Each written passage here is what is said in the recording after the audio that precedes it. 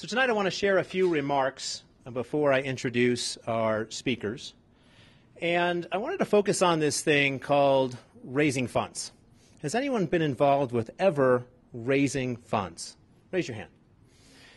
Does anyone here really love it, except for our speakers and all their employees that are here? Does anyone just really love it and say, wow, I can't wait to go raise funds today?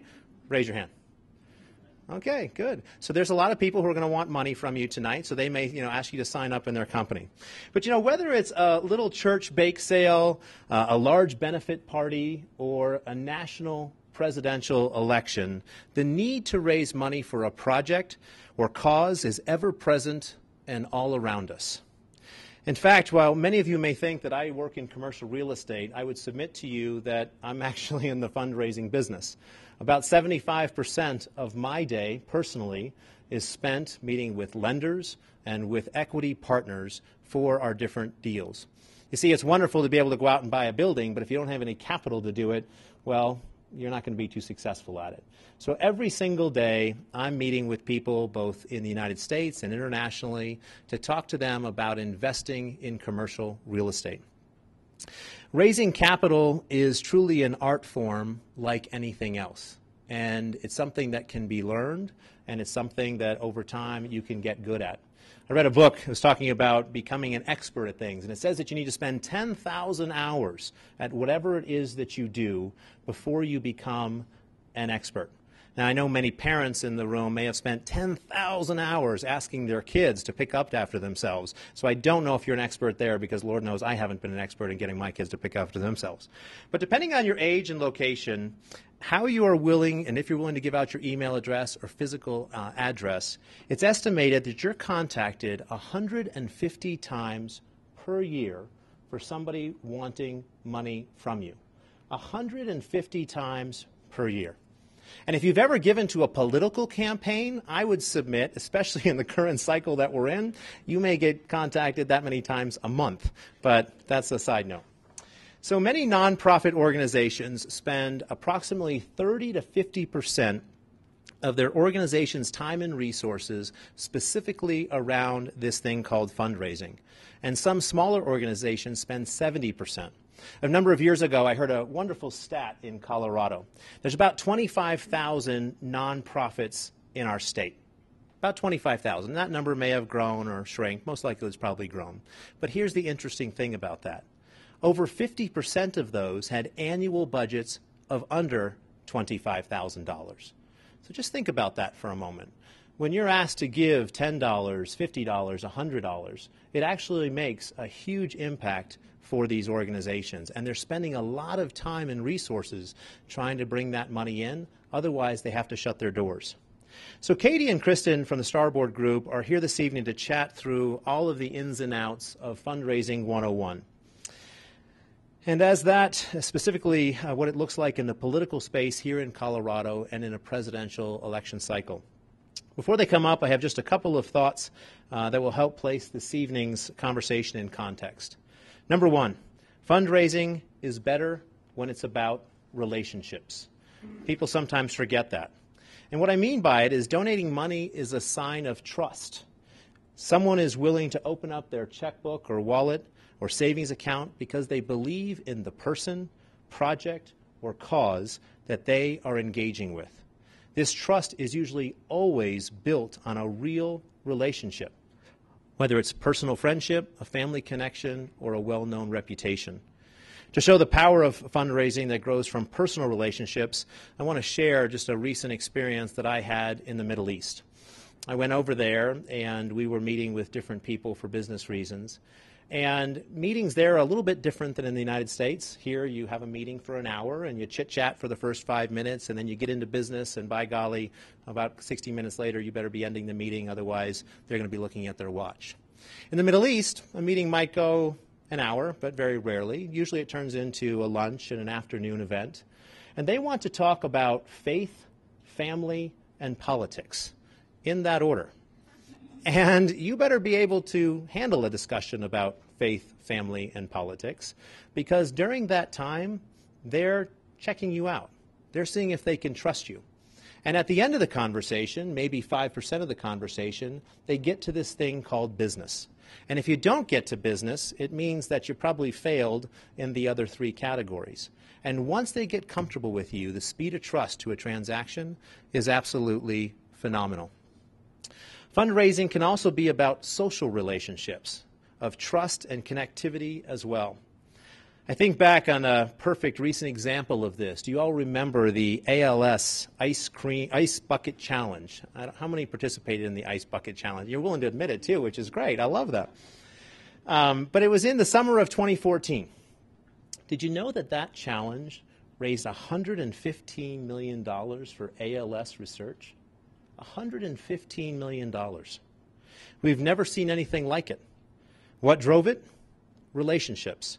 Friends publicly challenging other friends to do something socially awkward and chip in for a greater cause.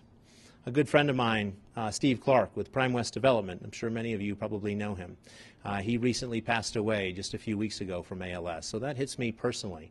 And to think that people were willing to make fun of themselves for a guy like that who really suffered in his end days, it's very moving.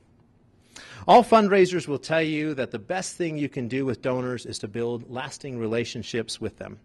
Regular follow-ups, phone calls, thank you events, etc. are proven to nearly double the chance that these donors will give again. Most people don't say thank you, and that's one of the things I love about this team here, and I'm sure they'll talk about it today. It's so vitally important. But people feel that the check had been cashed and that they're forgotten. Instead, they feel a part of really making the vision a reality, which leads to my second point. Fundraising is better when there is real buy-in for donors. While relationships are the key to building trust, having a sense of buy-in for donors is so incredibly important. Donors need to see the actual power of their contribution, and tying an actual project or need to their dollars is incredibly important. Rather than having their investment go into one big pot, how much greater is it when the buy-in is earmarked to specifically complete a project or be the solution to a specific need? Donor dollars turn into real work, which turns into real benefits. This is also important at a higher level. Donors will find that they will have a good return on their investment if they know that they are giving to a cause that is socially responsible, environmentally responsible, or in general, and this is the key, something that is greater than themselves. Something that will last longer than themselves. Oftentimes, so many people in the world, we're looking for meaning, we're looking for change. And this idea of being a part of something larger than yourself, something that will outlast you and have a significant legacy impact. We're about ready to send out a fundraiser for the Beirut Innovation Center. And as you know, we've built several incubators here in the United States, and we've seen the power and impact on that. And I was recently in Beirut, and I know a lot of Americans have a negative association with Beirut in terms of our involvement there. But in Beirut, the unemployment rate among 20 and 30-year-olds is over 25%. They're having a major brain drain because there is no opportunity. And people say, you know what, why live here when I can go somewhere else? And so one of the things that we're doing in our philanthropic efforts is to create business incubator centers around the world, places where people can get good job skills and have a positive impact. You see, I'm a believer if someone has that cause that's bigger than themselves and something to live for and have an impact on, they may be more apt to be disenfranchised and to do things that may be negative to society versus positive. So we're launching the Beirut Innovation Center. It's a block away from the American Beirut University. And for a couple $100,000, of which I'm donating my own money, and I'd love to have anyone donate $1, $5, $10, whatever you're able to, we want to create this incubation center for young Lebanese so they can go out and achieve their dreams. We really believe if you want to have an impact in this world, start with one life. And this center will impact many lives for the better. We've all heard the stats and studies about the U.S. being the most generous nation on earth, both individually and politically. That's a truth that each of us in this room can be proud of and can help carry on effectively. Whether you're giving of your time, your talent, or your treasure, Each of us has the ability to make a positive impact in this world and among the people around us. In all of our endeavors, let us always remain people-driven and never merely fundraising dollars or financial benchmark-driven, or else we've missed the whole point. To use these funds to spark ideas, organizations, and people willing to go out to empower others and to provide new opportunities for a much brighter future. So with that, I'd like to read the bios, a brief overview of the bios for Katie and Kristin. I've known them for many years. I've had the opportunity to serve alongside them in fundraising for different campaigns, and I think that they are the best fundraising organization in Colorado. Their work is near and dear to me because they're fellow entrepreneurs, and I know how hard it is, and it's so wonderful to see their success. So let's start with Katie. Katie has advised a veritable who's who of Colorado politics. Senator-elect Cory Gardner, Attorney General Cynthia Kaufman, Lieutenant Governor Jane Norton, Congressman Mike Kaufman, Colorado Attorney General John Suthers, State Senate Majority Leader Mark Hillman, Aurora Mayor Ed Tower, U.S. Senator Ben Nighthorse Campbell, and Governor Bill Owens have all at one time or another counted on Katie for her sage advice and hard work. Most recently, Katie served as the finance director and deputy campaign manager for Senator Cory Gardner's U.S. Senate race. Katie's independent Western spirit, which was honed on her family's ranch in Moffett County, combined with her love of Colorado, led her to co-found the Starboard group in 2008. A fourth-generation Coloradan, Katie serves as the Denver board chair for the March of Dimes, the regional chair for Tenio, the Colorado Leadership Board for Maverick PAC, and is on the National Thought Leaders Advisory Council for the Edith Sanford Breast Cancer Foundation. She also volunteers her time with several nonprofits in the region. And for Kristin, known for her ability to maintain grace under pressure. I like that line, by the way. Whoever wrote that, you may have had a hand in that. I don't know. Managing partner Kristin Strohm's poise, confidence, and creativity give her an edge in the fast-paced world of politics. These attributes combined with Kristin's capacity to take the 50,000-foot view of any situations and quickly craft a thoughtful and effective strategy have served her well throughout her career. After working as the Director of Development for the Metro Denver Sports Commission, a nonprofit organization dedicated to bringing premier sporting events to the Mile High City, Kristin co-founded the Starboard Group in 2008 to marry the her love of politics with her desire to give back to the community. Help me welcome Katie and Kristin to the front. Thank you. Thank you. Thanks, Brian. Yeah, of course. For those of you that don't know us, I'm Kristin. I'm Katie. We first and foremost want to thank Brian for this opportunity. As Brian mentioned, we've known him for many, many years, and he's been one of our great mentors and advisors as we've had this wonderful journey. We want to kind of take a different look at entrepreneurship today and talk a little bit about partnerships. I think a lot of time you hear from entrepreneurs and they have not acted alone. They always act with a team. Nothing comes from one individual, but you might just hear their own personal story. And I think that ours is unique because it has been a partnership that's worked, which you don't always have. So we wanted to share some fun stories about our partnership and what's made us unique and successful, and also let you know some fundraising 101 tidbits as well. So if you do have any questions, we're going to stay after the presentation. Happy to answer those as well. Okay, so we started our firm in 2004. And 2008. Thanks. See why I have her? We started our, for some reason I went back 4 years. That's Feels okay. Like 2004. Okay, so we started our firm in 2008, and at the time I was working for a public affairs firm called Phase Line Strategies and had already worked in the political field for 8 years doing public affairs and campaigning. And Kristin, as our bio said, was working at a local nonprofit. And one of our mentors kept telling us that we needed to get to know one another. And as kindly as possible, I told this person, whose name was Cinnamon Watson, I have a lot of friends, and I don't need any more. And I'm sure she's great, but I'm really busy.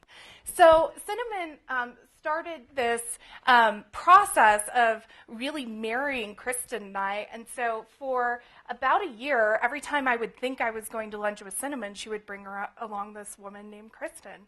And come to find out, she thought that we would be two people that would get along really well. And turns out she was right. But we really spent a year, as we call it, dating. Because we were getting to know one another.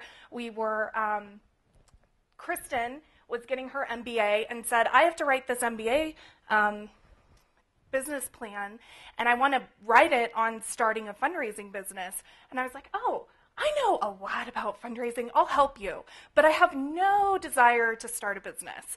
So I, over wine usually, started helping her write this business plan. And it turned out that Kristin was really great at things like strategic planning and numbers and P&L statements, which I was like, what's that? But I was really good at things like the networking and the camaraderie and knowing kind of the ins and outs of political fundraising, as well as kind of the overall Republican circles. And so we kind of started this dating process. So we want to walk you through what would be our dating profiles at Yes. the time, if you were to look at us. So Katie, at the time, she was with Baseline, as she mentioned. You just click through, maybe.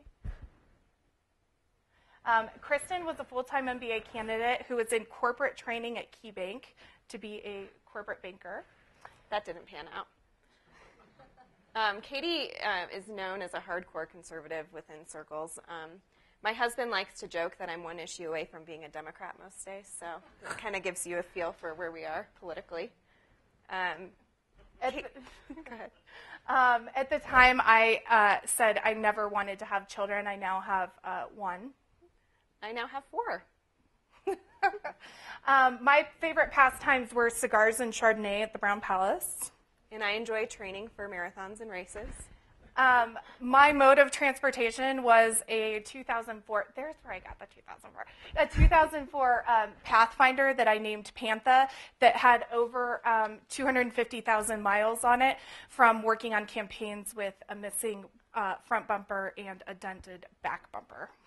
And I had Sasha Fierce and Mercedes-Benz that I detailed weekly religiously. So you can see we're very different on paper. We were very different coming together. We weren't friends when we started this business, which I think a lot of people assume that we were best friends, but we weren't, and I think that that was actually a good thing, and it worked in our favor. So what do people always tell you? They say partnerships never, ever work. So like good stewards, we went out and we did homework. We met with all these different entrepreneurs trying to get advice on how to start our own business. And the first thing that everybody always said was, don't have a partnership. They never, ever work. And I think that, there's been a recent Forbes article that I read, and they say, why do partnerships a lot of times fail? And most often it's because there are too many cooks in the kitchen. There's too many people wanting to be in charge, having similar traits, and trying to dictate everybody. They also say that people have different values, and your brand and what you build will always, at the end of the day, reflect those values. And I think that that's one thing that Katie and I did really well, and we put pen to paper, is what did we want our brand to be, what did we want our values to be. We founded Starboard Group, and originally we had thought that we would be about 50% fundraising consulting in the political realm, 50% fundraising consulting in the nonprofit realm. And that's what we built our business plan around. Real quickly, we were in the middle of an election year, and the political business ramped up, so we changed our model and adapted. But I think that at the end of the day, we always had the same values. So. And I think it's also important to note that while we were kind of evaluating this partnership, we had a lot of good mentors, and that while it's great to have mentors to bounce ideas off of and to get their experience, we ended up taking the number one advice that they gave us, partnerships don't work, and just saying, forget it. Like, we think we can make this work. So I think that is an important thing for anybody that's starting a business, or, as you're mentoring people, to know that, what works for one group or one partnership doesn't work for all.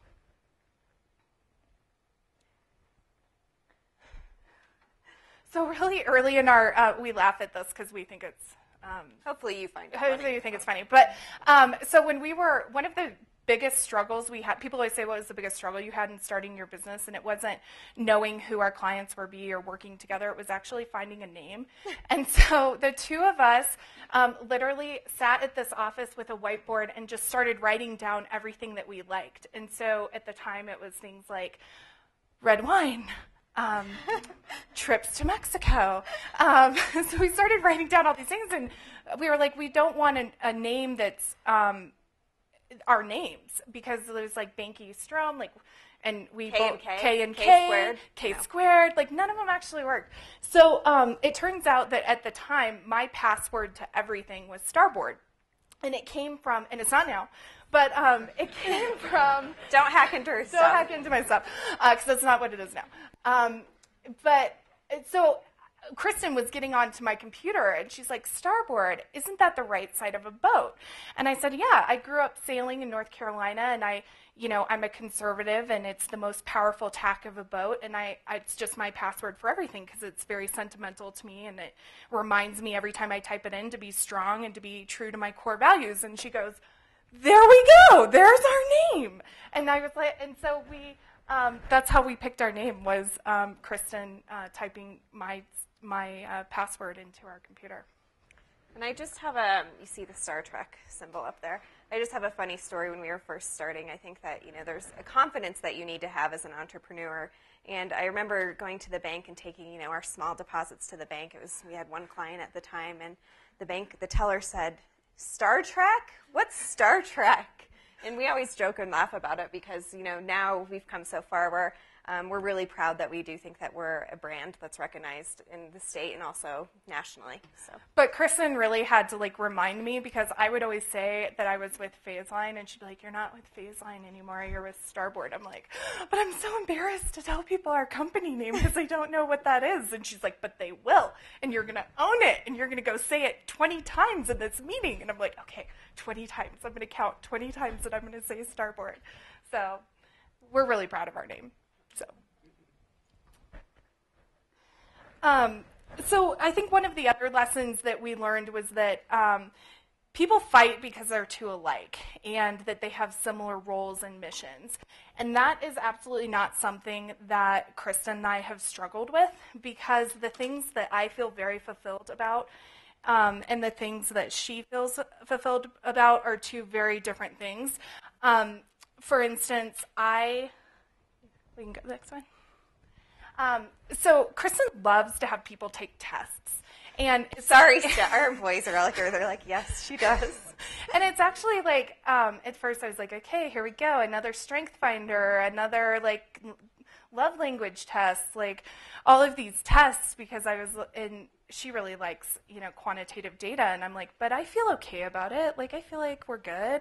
So what's really interesting is that very early on, she wanted us to take the Strength Finder test, and it turns out that the things that I focus on and the things that she focuses on really play to our strengths. So we both are achievers, which I think speaks to why our entrepreneurship works and our business works, is because that is our number one strength, is that we both are constantly wanting to achieve. And fundraising, too, in that space. In that phase. For me, consistency, which keeping things consistent, self-explanatory, woo, which I think if you picked one of all of these, this is probably me to a T. It's networking, it's having relationships with people, connecting people, loving the social interaction of things. Harmony and community. And so when you look at our partnership, I focus a lot of time on client development, on relationship building, on being involved in the Republican Party. I'm a precinct captain, which I'm really proud of. A lot of the grassroots things that are important to our brand that really, frankly, Kristin would rather shoot herself than go to one more reception or one more cocktail party or one more breakfast, whereas I love them and would, if I could spend my whole day in meetings and not at my desk and not thinking about how we were going to bill people or whatever, I would be very happy. And I'm the opposite. Yeah. So Kristin's our achiever, futuristic, significance, strategic, and competition. So in our partnership, Kristin focuses on things like employee reviews, having a weekly staff meeting, making sure that we have all of our books are balanced, that we've invoiced everyone, that our P&L is great, that we're talking about where we want to be in 5 years. So she constantly is making me think about those things, and I'm constantly making her think about how that relates, what clients relate to other people, and what the long-term relationship goals are for our firm. So it's very rare that the two of us have, we can get an email from someone and without even talking about it, know who's going to be the natural person to respond. And it's basically based upon those core strengths. And that leads to know your role. And shut your mouth, as The Rock would say.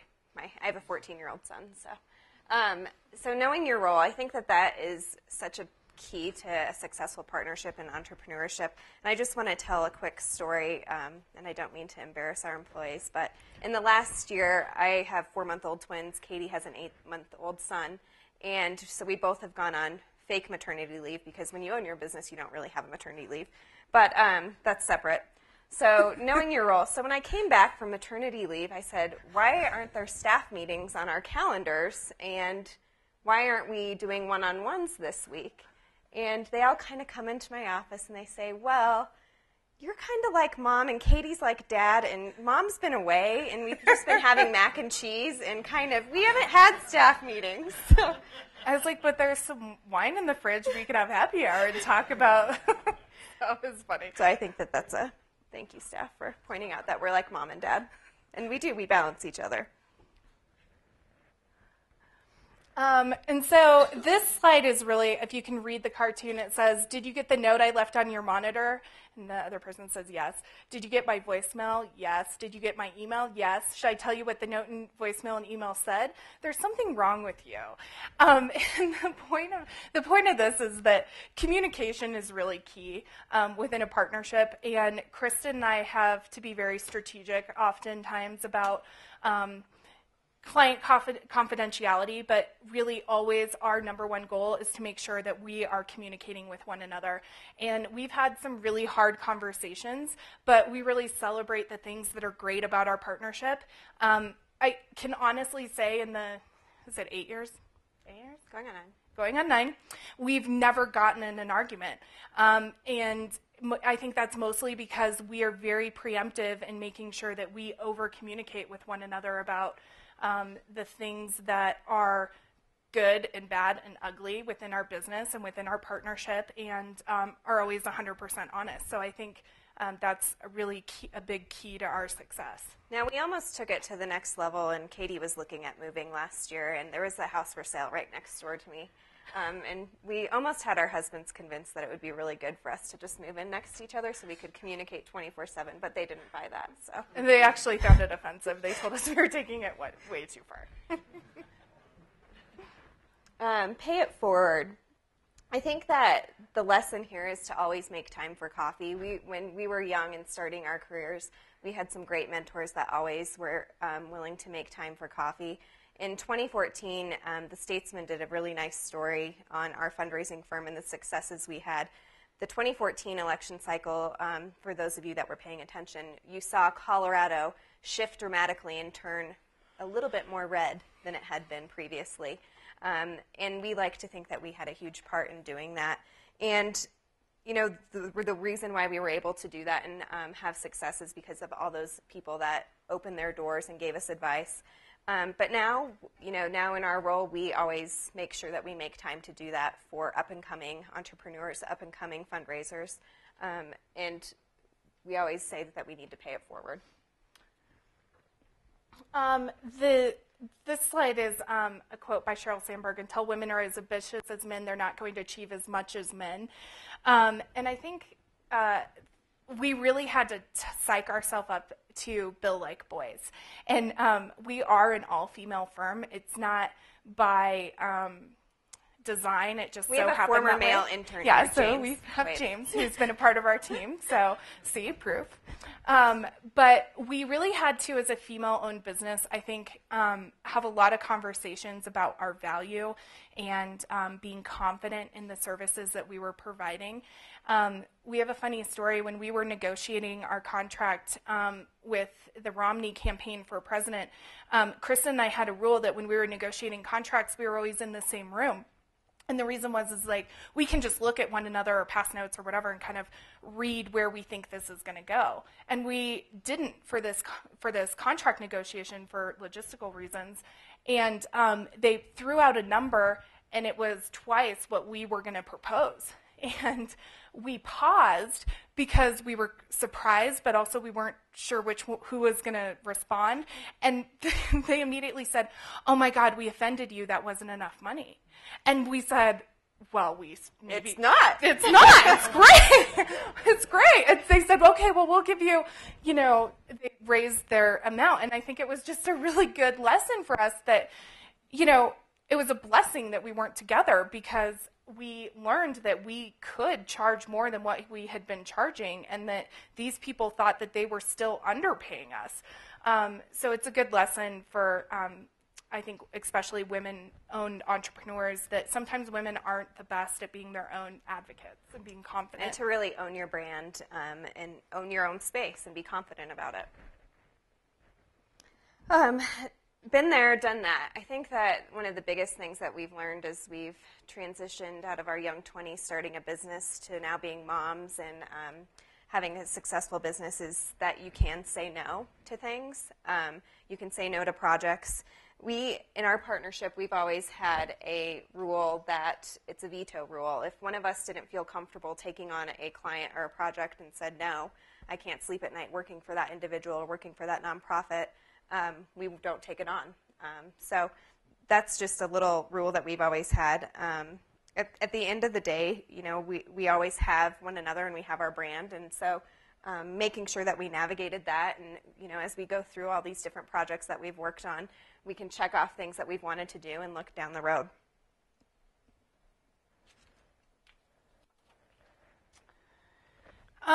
And then this kind of speaks to how we operate, I think, every day, and also as we look into the future. One of our biggest things that when we were interviewing one another and doing our year of dating, as we call it, to see if this partnership was really going to work, we made a ground rule of how we would get out of it. And I think that probably is the most reassuring thing that we did, and probably the best advice that I would give to people starting their own business, is to lay the groundwork for how you're going to operate, but how do you get out? And for us, we always said that as long as both of us loved it, we would continue to do it, and the minute that it became a job, we were out. But that we really do this because we believe in our brand. We believe in the service we provide to our clients. We find it fulfilling that we are good stewards of donors' investments, and that it is something that we love. And as long as that continues to be the case, we'll continue to run this business. And as I always tell Katie, for me personally, it's election night. There's a lot that goes into an election, and the night, is the culmination of everything. And at the end of the day, you either win or you lose. Your client wins or they lose. And hopefully you've raised enough money for them to meet their budget. But I've always said, if I don't get chills on election night and feel kind of that tingling and excitement, then I know that I'm probably ready to move on. But that hasn't happened yet. Yeah. So thank you. We focused a lot on a partnership, just given the vast group, but we're happy to talk about fundraising and our business model, or anything that's helpful to you all as well. So thank you for having us. Thanks.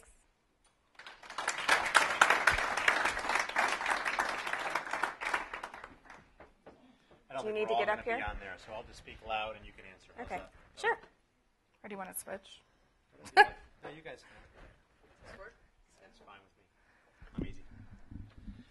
So you didn't get too much into the actual political fundraising, but there's many who believe that fundraising has gotten out of control, that a state Senate campaign is a $20+ million enterprise, running for president is a $1 billion+ enterprise, One, do you think it is out of control? And two, do you think it's time to have some type of campaign finance reform?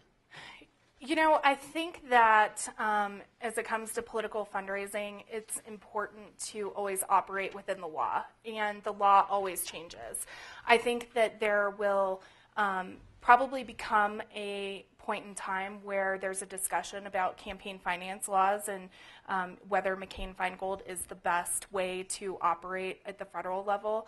And so I think that conversation is something that continues to evolve and continues to happen, and I think after this, I think it'll continue to be something that people are concerned about. And just for those of you that have never given politically or maybe don't know a lot about that, there are both federal, state, and local laws that dictate how much an individual can give, or if a company can even give. Federally, to a race for, say, the U.S. Congress or the U.S. Senate, an individual can only give $5,400, and corporations cannot give at all. And those individuals are disclosed in a public filing through the Federal Election Commission, which, if you ask other countries, that's usually pretty amazing that that's something so public, where their employer and occupation is also disclosed.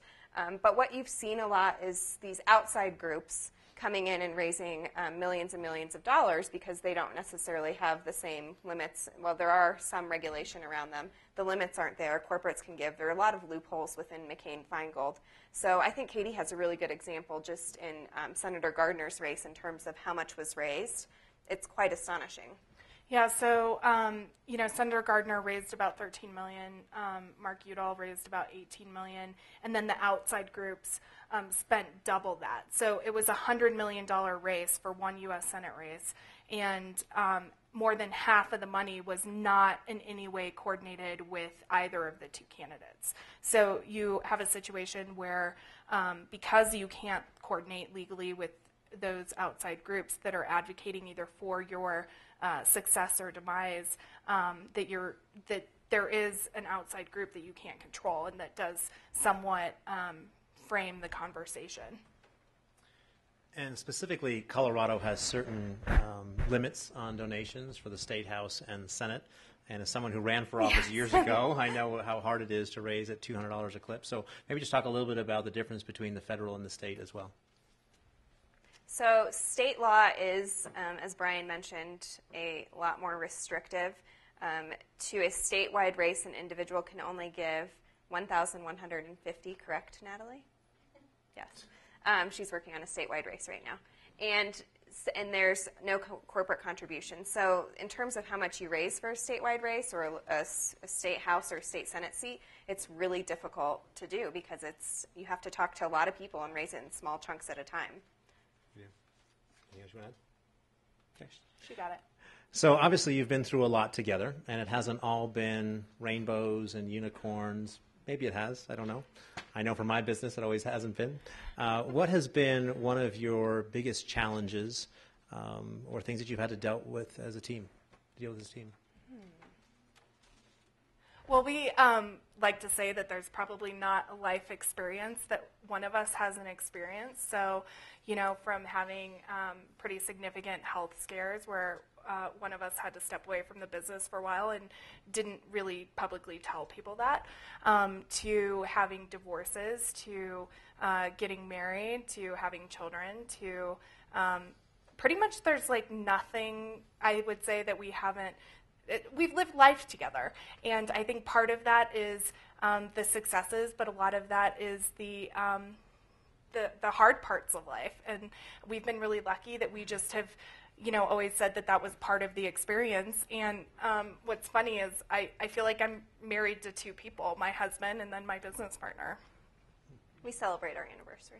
We do. And my love language is gifts, so usually she buys me something. I'll say that, on the business side, there have been a few times. So Katie and I, how we divide our book of business is that we usually don't ever touch the same client. So Katie will work on client projects, and I'll work on client projects. And then our team also, will work kind of across that filter. But we rarely work together, in some cases maybe on a presidential race. But there have been some times where, we've had a client who's considering running for office, and as one of their senior staff members, individually we'll learn that before we can divulge that to our partner. And so we've always, that's been challenging to work through because communication's always been our number one priority. But we also have that understanding that client confidentiality, especially in the space that we operate in politics, is crucial. I've always said that, life happens. The question is, what do you do with it? And I know in my business, going through 2008 and the down economy was one of the most challenging times, and it was very bloody. But you learn some great lessons through that process, and it makes you stronger in the end. The question is, do you actually learn the lesson? So with that, let's open it up to the group for questions. Who has questions? Lynn. Do you guys have something where you said you shouldn't have done this client or this thing? What would you say is that thing, your biggest oops moment? So Lynn's question, what is your biggest oops moment that you may have shouldn't have taken on a client or a specific cause? This is the part that will be deleted after we do the recording here. Yeah, that Katie just said that because I mumbled it. But she mumbled something, and I said, you can't say that. So we have taken on past clients that I think in hindsight we wouldn't have had. I'll say it politically correct. So partnership in action. Yeah. No, it's a real answer, and we'll tell you who the client was after this. But one thing that we always said is we're a fundraising firm, we're a consulting firm. The value that we bring to clients is that we're a team of 5 to 10, depending on the time of year, and the value we bring is that you have 10 fundraisers, not just one fundraiser working for you, and we kind of know what's going on between all of us and all the different people running for office or all the major nonprofit events going on. And one client was adamant that Katie take a leave and actually work in-house on the campaign and leave our office. Well, that's like taking an entrepreneur out of an incubator. And so that was a really horrible experience, and that's something that we'll never do again. Kristin said she actually had to rehab me for I did. 6 months. It was not good. I love it. Who else? Yes. On the fundraising side, is that something that you grew up passionate about? If not, how did you become passionate about it? And then what did you do to kind of grow and become good at it? That's a really good question. Oh, sorry. So the question is, just so everybody can hear, is on the fundraising side, is that something you naturally had or had to develop and over time? So you can't get a degree in fundraising. You can't go to CU and say, oh, I want to be a fundraiser. What classes should I take? I was a history and Spanish major. Probably wouldn't envision being a fundraiser. I was a political science and communications major. And so it's a good question, how do you even get into that field? And I think a lot of it is personality. And I got my start. I just raised my hand on a campaign and said I wanted to try fundraising, and asking for money never scared me. I think that's probably the biggest obstacle. But as Brian mentioned in his opening remarks, it is something that you can get good at with a lot of practice. And so there's no class that you can take. It really is experience driven. But fundraisers are weird people. It's a very weird personality mix because you have to be really confident and assertive, but you have to be incredibly organized and detail-oriented and forward-thinking. And so it's kind of a weird personality mix that is hard to find in people because you're asking them to be extremely extroverted but extremely detailed on things. So I think it is, Kristin in all her tests tries to figure out what tests you need to figure out a good fundraiser, and she hasn't found one. She keeps trying, but I think the long and short of that is that it's a very interesting mix of personality types. I started out in press and doing kind of more grassroots things for campaigns. I was Pete Coors' deputy press secretary, so the actual finance director on that campaign was a woman by Barb Card who had done fundraising in Colorado and really was the only game in town for 25 years. And she said, I'm not going to do this forever, and you need to be a fundraiser. And I was like, okay, what does that mean? And so she's like, you really can take your communications messaging background and you translate that into getting people to invest in people that you believe in. And I said, I could probably do that. And she's like, yeah. So for while she was transitioning out of the business, she spent 3 years of basically teaching me everything that she knew about how to fundraise and how to build relationships and how to be organized. And that was a really big reason why part of our presentation is about mentorship and having strong females that have really said, I see this in you and you would be really good at it. What's really fascinating about fundraising companies that I've seen is that in each state there's a handful or less of really quality companies who are raising the vast majority of money, and I would submit that it's probably down to 2 or 3 in a given state. And so it's hyper competitive, it's very difficult, but they help to really move the needle. And in fact, you were sharing the stats on your last candidates in the last cycle, so why don't you share that with us for a moment? In 2014, so election cycles, usually 2 years. So 2014 was the last election cycle. We're coming up on one in November. And we were really fortunate in 2014 that every single one of our clients won on election night. You can't always say that in politics, by the way, in case you're wondering. In Colorado. Absolutely. Yes?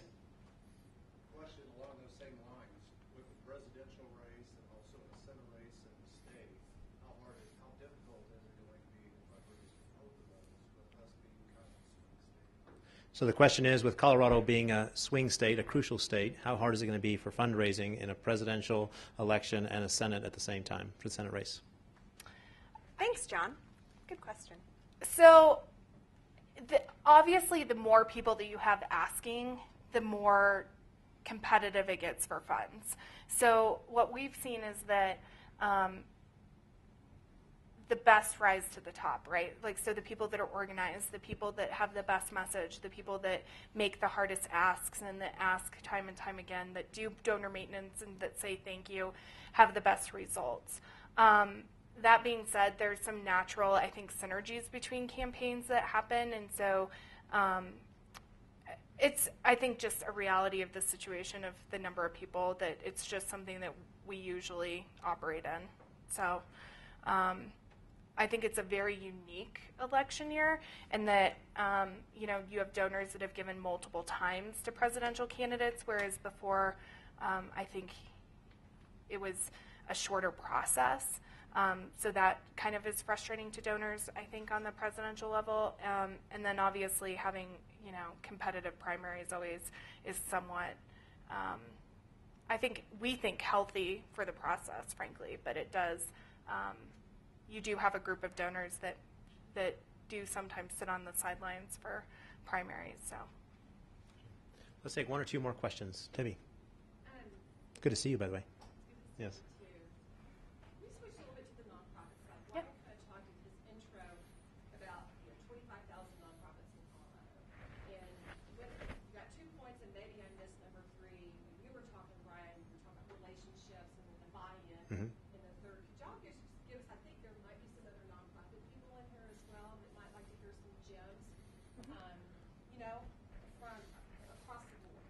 So if you don't know Debbie, I recommend you introduce yourself to her. She's the only woman in my life that can call me up and say, Brian, I just got 10,000 desks and I want to send them to Africa. Can you put them in a warehouse building for me and we'll ship them to Africa?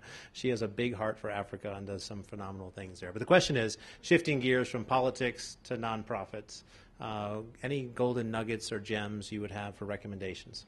So one of our mentors, when we were first starting our business, we said, what do we need to focus on?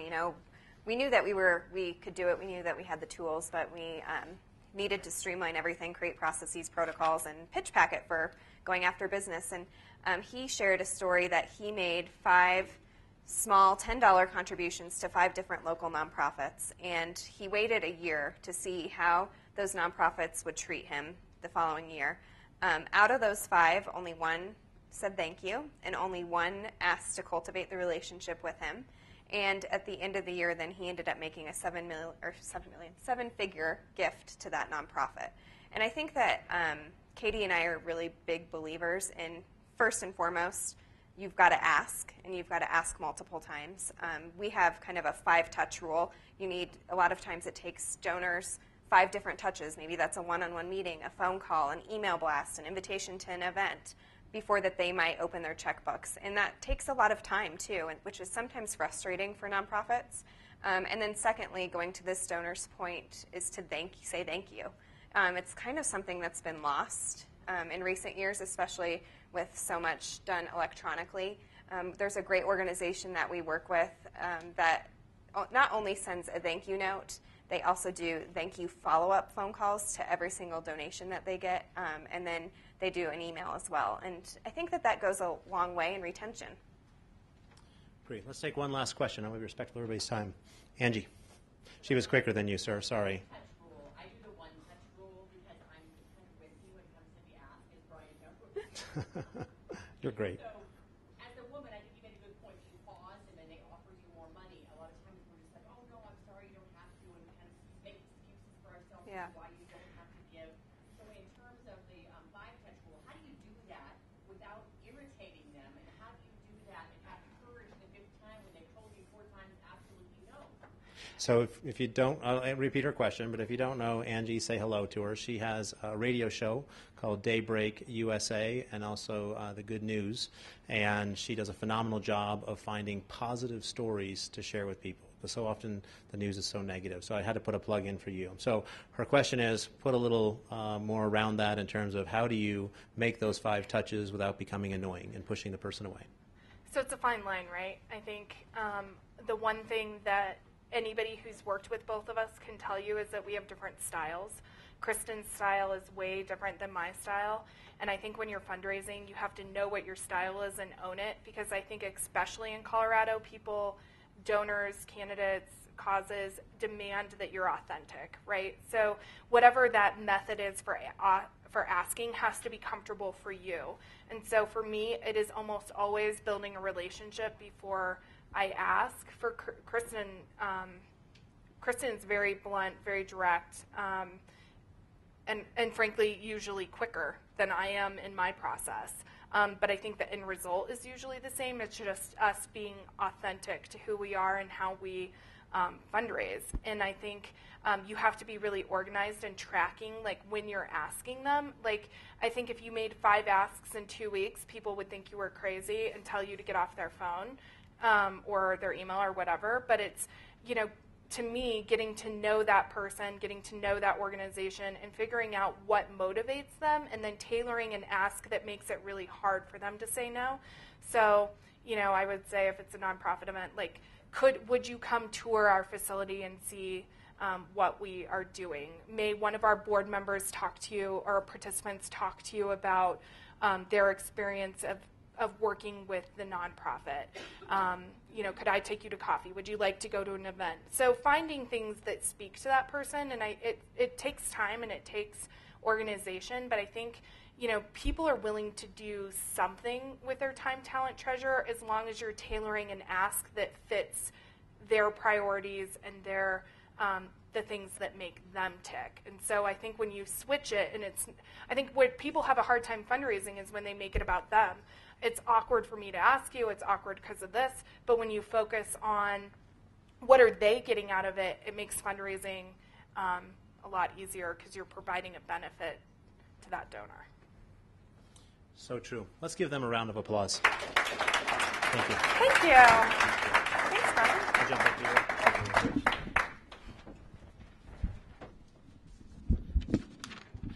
So, first I want to share, I love their Star Trek symbol over here. I just created a new fund, and I call the fund the Enterprise Fund, because I'm a Trekkie. And so I said, what should the name be? The Enterprise Fund. Why not?